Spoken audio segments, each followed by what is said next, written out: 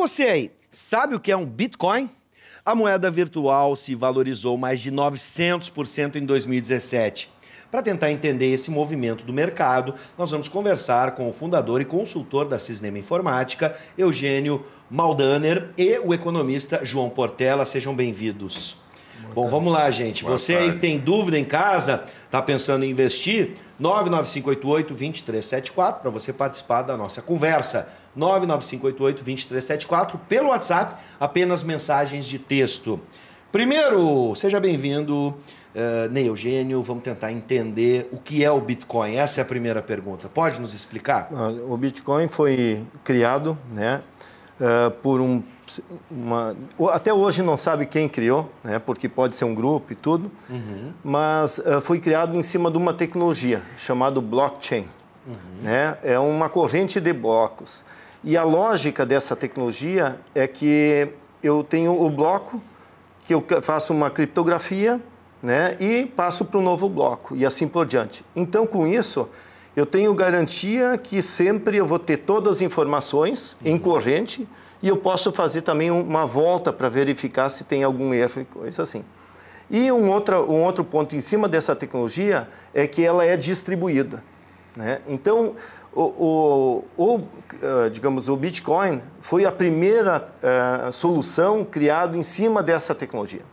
Seria a mesma coisa que nós voltarmos a 30 anos atrás e se criou a internet, e uma tecnologia chamada TCP/IP fez com que nós tivéssemos comunicação com todo mundo.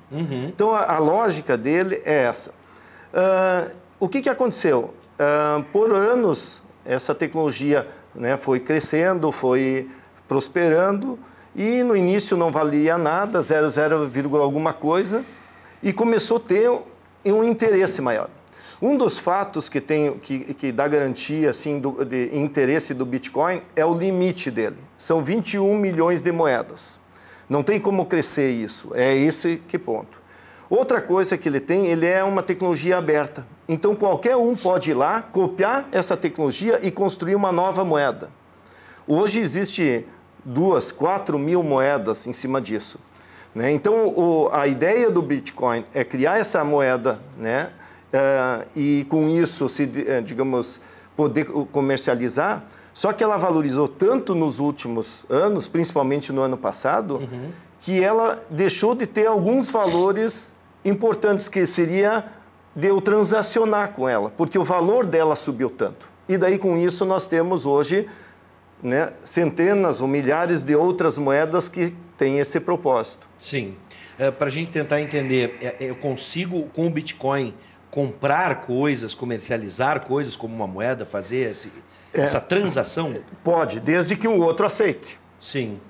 Então, por exemplo, assim, hoje... Na prática, para a gente entender um exemplo. Hoje, o que eu preciso? Eu preciso pegar e comprar o Bitcoin. Então, eu vou levar meu dinheiro para uma exchange, que poderia ser como se fosse um banco, remeto esse dinheiro para lá e ali eu faço a tradução para... A conversão para o Bitcoin. Por Bitcoin.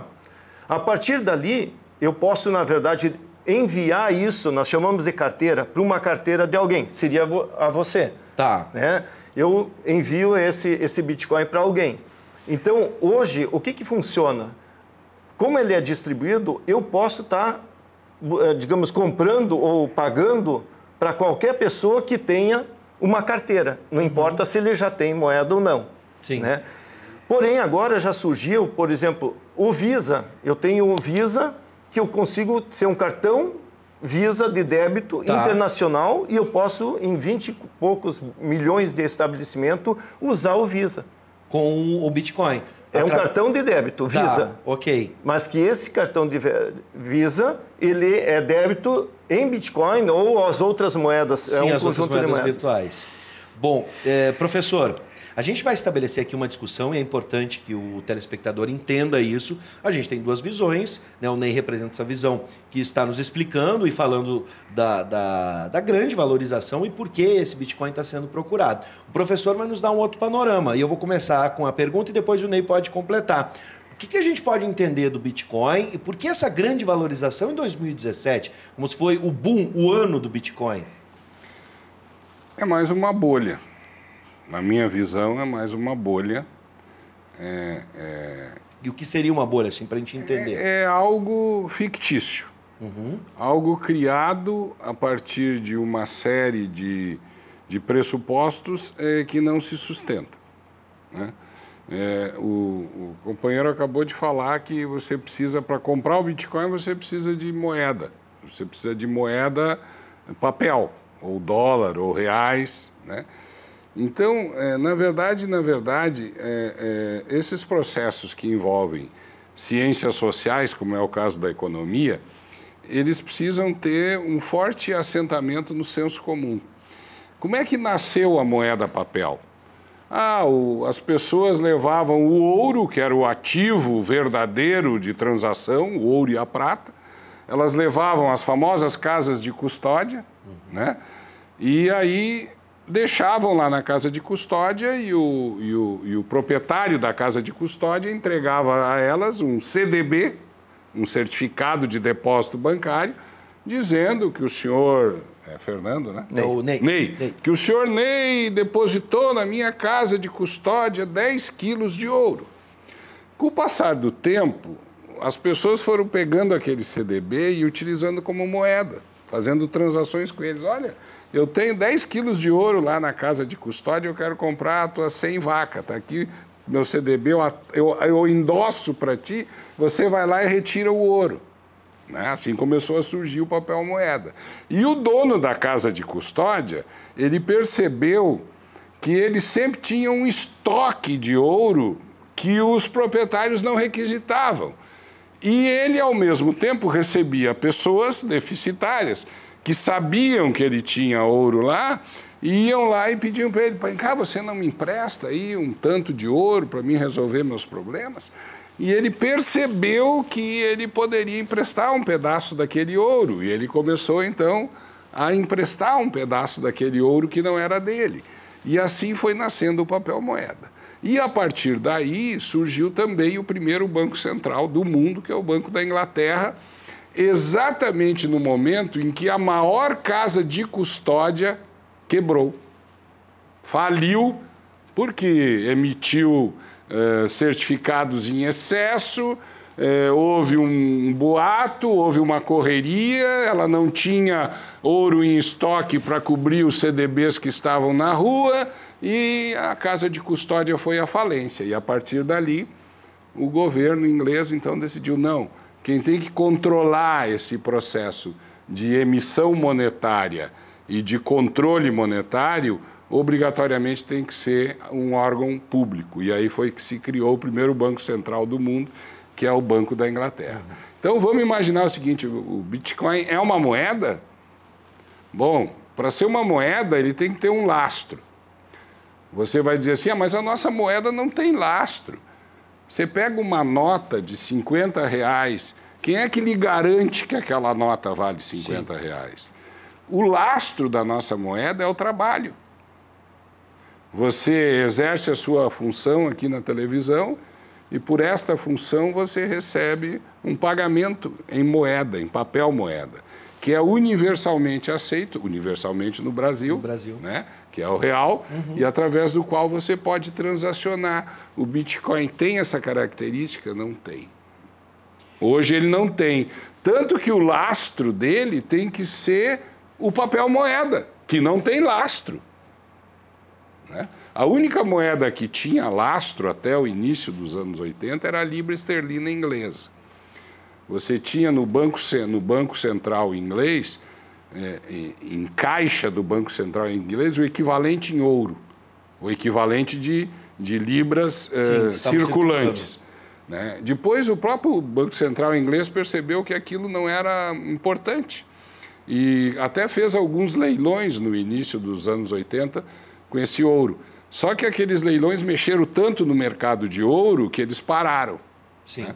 Quando o Ney fala que o Bitcoin tem um limite, 21 milhões, e que isso é uma garantia, sim, essa é uma garantia de que ele não geraria inflação, porque a inflação é gerada exatamente quando um controlador de uma moeda a emite em excesso.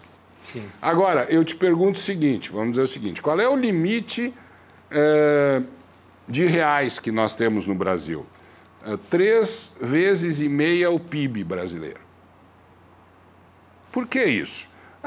Porque se nós produzimos 3, 4 trilhões de reais por ano, nós temos que ter um volume de moeda circulante suficiente para que esses 3, 4 trilhões circulem. Sim. Se nós colocarmos um volume de moeda em circulação excessivo, nós vamos gerar aumento de preços, porque nós geramos aumento de demanda, porque as pessoas terão mais moeda no Terão bolso. mais moeda. Professor, então esse é o princípio do limite. Mas esses 21 milhões de bitcoins é com base em quê? No PIB mundial? Qual é o parâmetro O Ney vai tentar responder. transacional que ele tem? É importante eu dizer uma coisa aqui, para você que está em casa, tá? Concluindo. É complexo. É concluindo. complexo, tá? Concluindo. Eu estou falando assim, sim, entendi, mas é difícil. Em economia, tudo que funciona é simples.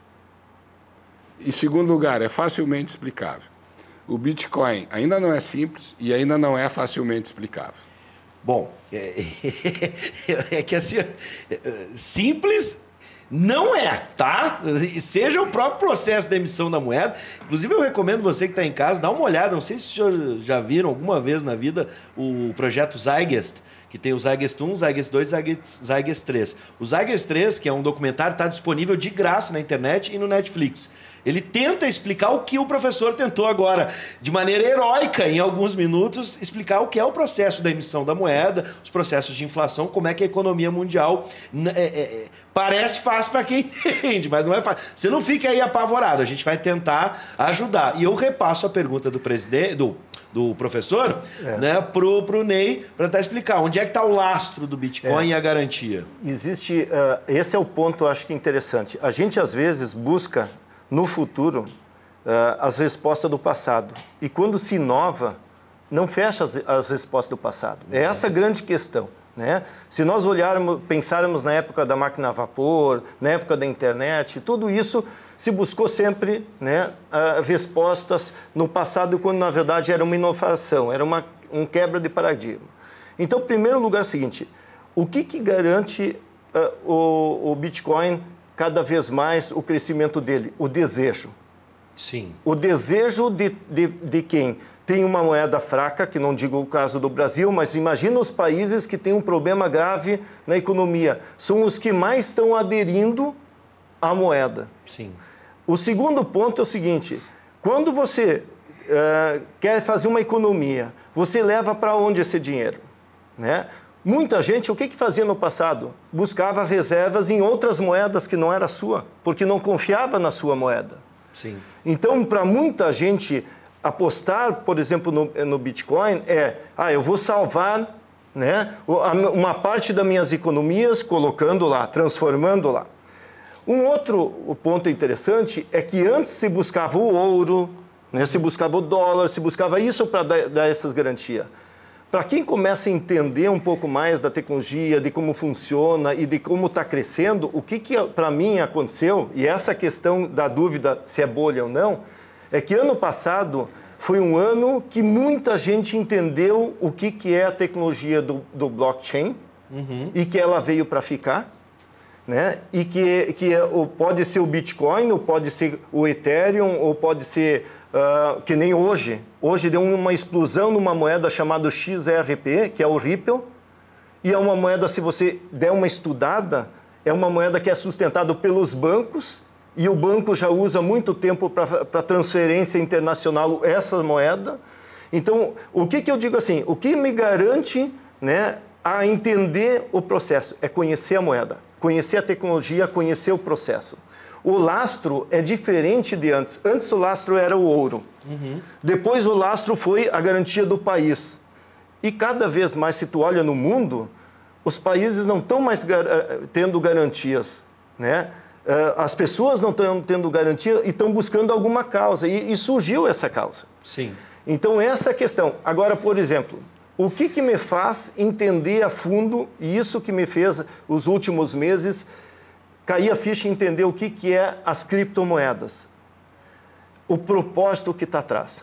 Por exemplo, eu tenho um evento que a gente vai fazer para explicar essas questões, né, todas, sobre segurança, sobre o risco, sobre tudo isso. E uma das questões, existe uma solução de uma startup que ele criou um mini microscópio inteligente, tá? E que tu poderia ter em todo o Brasil esse microscópio, e na hora ele faria o diagnóstico de bactérias, de sangue, tudo. E o que se buscou? Buscou como é que nós vamos financiar 5.000 desses microscópios para todo o Brasil ter. Se busca financiamento de quem? Hoje está difícil, não se consegue. E aí surgiu a ideia, vamos fazer como as outras 2.000 moedas, vamos criar uma moeda chamada WCoin, por exemplo, no caso deles, e as pessoas vão doar para esse projeto. Eu vou doar, só que em troca tu recebe a moeda.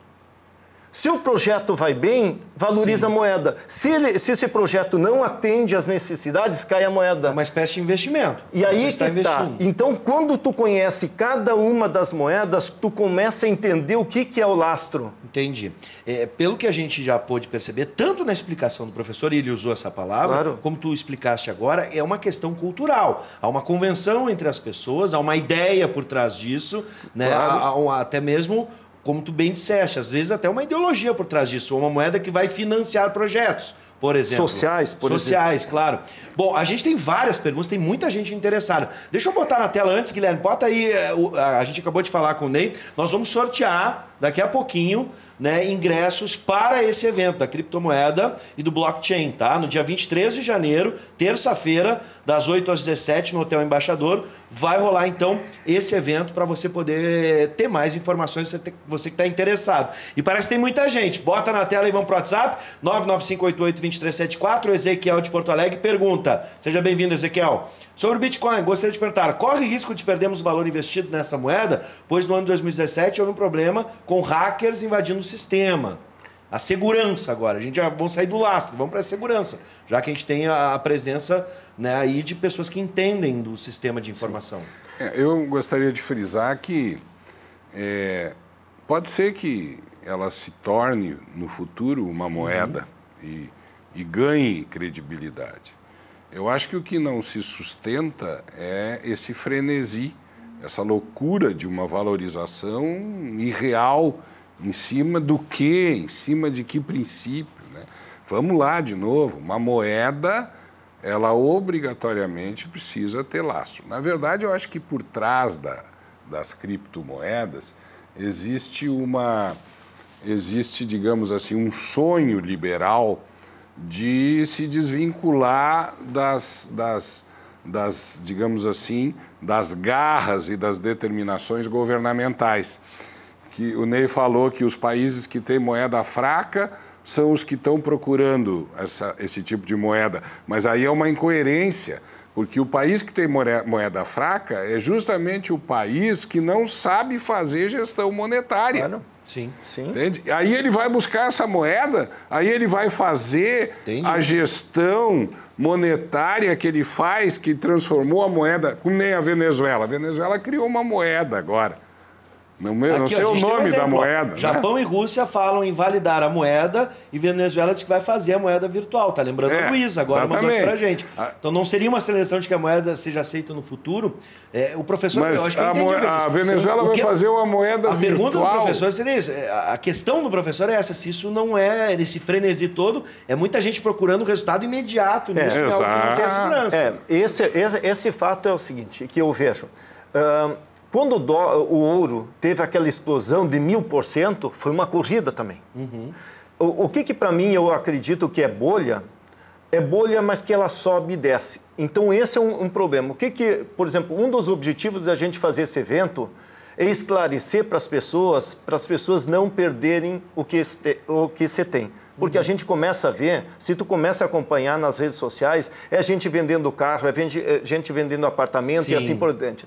E o problema é que se tu olha, é o seguinte, há uma subida, por exemplo, o XRP hoje, ele subiu a 3,78, ou talvez até mais.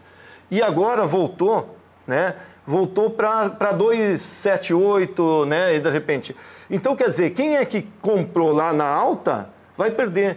Então, por exemplo, o que eu me preocupo? Em primeiro lugar, para tu entrar nesse mundo, tu tem que conhecer de segurança de computador. Tu tem que pensar numa senha boa, tu não pode botar essa senha gravada no computador ou gravado isso. Tu não pode... Quer dizer, existe todo um princípio de segurança que tem que ser dominado antes de fazer isso. Outra coisa, se todas essas informações e tu perder teu celular ou perder... Aonde que estavam as informações? Tu vai perder? Perdeu. Dos 20 milhões de bitcoins, 5 milhões já foram perdidos. Por quê? Porque as pessoas esqueceram senhas, etc. E não tem a recuperar. Sim. Né? Outra questão, ataques de hacker. Né? Sempre teve muitos ataques de hacker nas empresas, nos bancos, etc. Então também, como é que eu vou me proteger se eu deixar, por exemplo, naquela exchange, que seria, né, o banco, ou numa trade onde que eu faço a negociação? Então tudo isso é uma preocupação que tem que ser, né, levado para as pessoas. Gente, né? É óbvio que a gente não vai conseguir sanar todas as dúvidas de todo mundo pelo Bitcoin. Né? Deixa eu só mandar um abraço aqui para a Rosemary do Jardim Planalto. Desejo saber se quando eu investir no Bitcoin eu posso retirar esse dinheiro para utilizar, pagar alguma coisa. A gente falou sobre isso, querida Rosemary, e eu quero lembrar que a gente vai passar essa entrevista de novo hoje às 10h15. Quem perdeu algum detalhe das explicações, é bom assistir novamente e é bom comparecer ao evento. Antes da gente passar, nós vamos sortear dois pares de ingressos para você ir ao evento no dia 23 de janeiro, valendo pelo nosso WhatsApp, 99588-2374, você manda, quero, e aí quem chegar primeiro vai levar então para o evento das criptomoedas, tá? Amanhã a produção vai ligar e vai entrar em contato com os primeiros que ligarem, que estão levando os pares de ingresso. Então manda aí, 99588-2374. O que eu posso tirar de consenso da nossa conversa é o seguinte, é que assim, não podemos ter agora um frenesi achando que a gente achou o mapa da mina de ouro e que a gente vai ficar rico em 2, 3 cliques, como o professor está alertando aqui. E também podemos imaginar, e aí o professor acho que concorda, que há um futuro. O que vai acontecer... Pode haver. O que vai acontecer vai depender muito, e aí o Ney chamou a atenção, do próprio usuário. Do uso, da participação do usuário, significando aquilo. Por isso que a gente falou que é cultural. Dando significado e sabendo utilizar a prática de forma correta. Por isso o evento vai acontecer. Sim. Quem garante que um grupo ou alguém não possa penetrar, digamos, nesse processo e manipular ele? Né? Não, com certeza, por exemplo, hoje, é essa grande preocupação que eu também passo. Eu tenho grupos que eu ajudo dentro do WhatsApp, dentro do Telegram e tudo, que eu ajudo sempre notificando e mostrando isso. O que existe? Hoje existe também o efeito manada. Onde se ganha muito dinheiro no Bitcoin? Vai todo mundo. Né? Existe algumas pessoas que estudam gráfico e dizem, essa moeda vai subir 100% hoje. E ela sobe. Só que o que acontece? Se tu comprou e tu está ocupado e não pega o celular, certo? Pois é. E ela vai cair, tu não vendeu, tu perdeu. Gente, o que eu entendi, e nos meus quase 40 anos eu já percebi, é que para ganhar dinheiro não existe milagre. Né? A não ser quem acertou os 6 números da Mega Sena. Foram 17 ainda. Existe uma fórmula infalível. Qual é, professor? Trabalhar. Ah, tá bom. Há quem discorde, professor, que trabalho e riqueza não combinam. Te garanto que essa é a fórmula infalível. Quero agradecer a presença dos nossos convidados e vamos ver o que o futuro nos reserva, né? Tomara que seja riqueza para todo mundo.